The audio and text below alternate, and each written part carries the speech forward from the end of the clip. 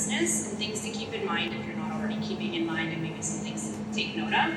So first and foremost, what I do with every single client before we start or kick anything off is ask ourselves a few fundamental questions. Those include, like, what are your overall business objectives and what could those monthly focuses look like moving into either the next quarter or the next year if you have that, whether you have a marketing plan in place for the year or not. Who are your competitors and how do they position themselves specifically on social media? And then will you be integrating a simultaneous email marketing strategy along with your social media? Those go hand in hand and they really complement each other for you guys to see more results. From those questions, then you'll dive into competitor research. That's the fun part. So that's something that I'll do with every client. I always ask for them to also dive into it so that they can get familiar with who their competitors are, whether that's local here in the city, or it can also be regionally. I also like to look at it's not necessarily competition, but more inspiration internationally to see what other countries are adapting into their social media strategies that may or may not work for you. From there, after you build out a competitor research, I look at probably anywhere between 3 or 4 local competitors and then kind of branch out and do another 3 or 4 nationally and then a couple internationally. From there, you want to figure out who your audience is. Yes, your current diners, but who's your target audience also? Are there any gaps in the market that you're not reaching? Are there any diners that you want to continue to target? Is there any generational gaps? Or maybe you have older diners dining with you, but maybe their children aren't dining with you. You're going to want to do quite a little bit of research and data. So you're going to want to obviously segment your market. So look at it locally. I like to look at it by zip code. And then also demographics. What are their habits? From there, you want to target, so that's a little bit more of diving deeper into their habits, their interests. Why are they dining with you? Why would they want to dine with you? And then from there, it's positioning yourself. So what are the selling points to your business that will attract them and their habits and interests and their locality? So what about you is going to make them decide to choose you over your competitor? You want to build out content pillars. So the way that I look at content pillars is you're basically creating topics of conversation of what you want to share on social media so that you're not just like, well, what are we going to post today? Or what do we talk about next week? Or we have Thanksgiving in 3 weeks and we haven't sold any turkey kits or something. So it's making sure that you have all of your content in these pillars and topics so that you're prioritizing the content that makes sense for your brand and you're sticking to your brand guidelines. So that could be anywhere between saying that you're going to talk about your beverage program, seasonality, team focuses, community events, catering, retail, whatever it is that's important to you.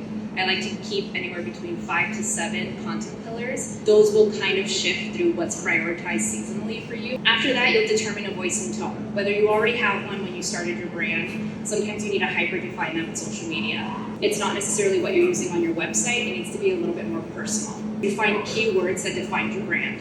So I would look at maybe 5 to 7 keywords. So an example could be casual, welcoming, lively, trendy, and local.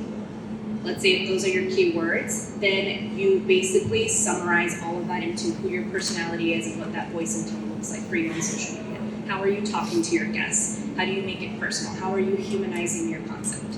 So an example would be, I would write a little draft and it would say something like, we're warm, welcoming, clever, and quirky. When you read our copy, you'll feel like you're having a conversation with a good friend who is excited to see you. So you really have to just add a human element to the conversation. Whenever you have maybe someone else coming in to step in and do your social media, or you have a different social media PIM or a coordinator later in the year, they have these guidelines to be able to understand how to talk about you and how to talk to guests. From there, you'll create a mood board, so visual consistency is really important, so sticking to those brand guidelines. And then from there, it's your goals and the goals that you set up for your business in terms of social media. Business objectives, which are overall more broad goals that you set up, which could be increase followers 15% month over month for a total of, let's say, 15,500 new followers by the end of the year. That's your overall business objective.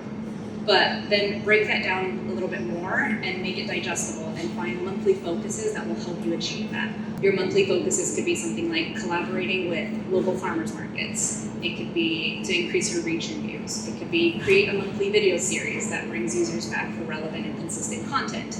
Basically anything that you set your mind to. Something that I like to really prioritize as a goal is website traffic.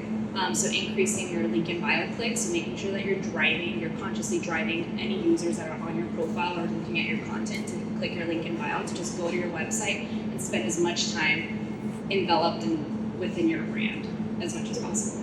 And then from there, it's your quarterly audits is what I like to call them. So you'll do monthly reports, obviously. You can pull your monthly report and have a report set aside to see how the content that you're sharing is working. However, you need to kind of take a look back and look at it from a quarterly perspective.